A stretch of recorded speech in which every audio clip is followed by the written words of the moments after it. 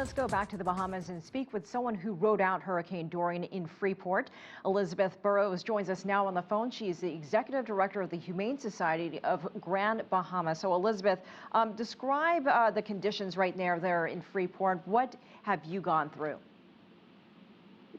Well, we've obviously went through a really horrific hurricane for almost 2 days. The weather has cleared up now. I've never seen this much devastation and destruction on this island. What are some of the challenges that you're seeing now that the weather is cleared and people are starting to move about? We're looking at these pictures and seeing basically, I'm sure, what you're experiencing. But describe what you can, what you're witnessing at the moment in terms of rescue, in terms of cleanup and that sort of thing. Okay. I mean, I can't speak to the whole island, but I know that one of the problems is the airport was severely impacted.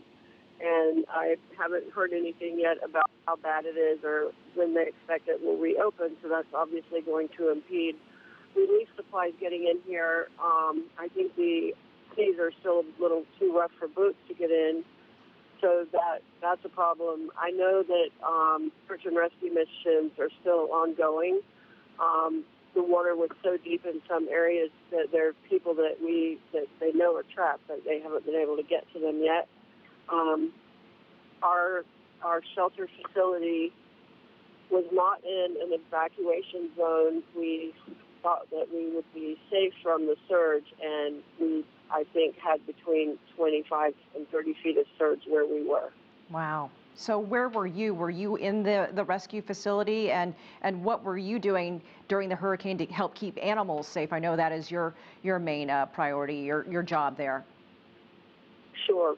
Well, I mean, obviously leading up to the hurricane, we put out awareness PSAs and try to encourage people through the local media and through social media to, secure their animals and to make sure they include them in their hurricane plans. But we had such a large area of evacuation zones that we do take in boarding animals during hurricanes because up to now we've been in a safe place.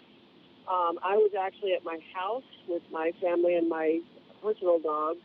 My younger, stronger, more agile, let's say, staff. I had 6 staff staying at the shelter during the storm, and they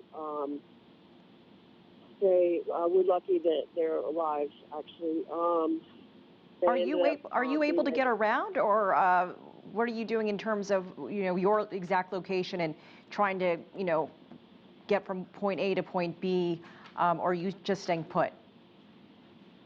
Well, no, I've been out since yesterday. As soon as the roads were clear enough, yesterday afternoon, my staff had to basically swim out from the shelter. The road was impassable, and get rescued because they ended up in the attic, and the water kept rising, and they were afraid they were going to be trapped. So they were able to swim out to higher ground, basically, and bulldozer. We have a lot of civilian assets that have been doing search and rescue and happened upon them and got them to safety. And then about 2 hours later, the weather cleared enough, and they had informed me that they believed that there were animals still alive there, but they weren't able to get to them because the water was rushing so fast and was so high.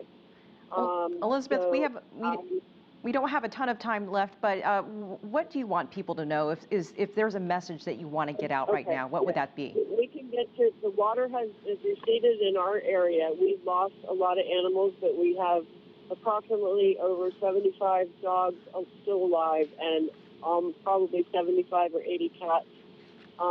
We may have lost, we're still counting, but we may have lost 40 to 50% of our animals, unfortunately. We could use, our shelter is destroyed. We're not sure if it can be rebuilt or not.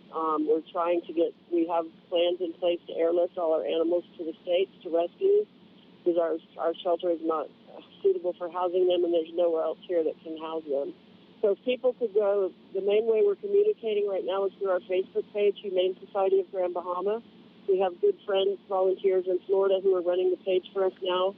And if people want to know how they can help and want updates, they can go to our page, and all the information is there. And we really appreciate the support. This has just been devastating.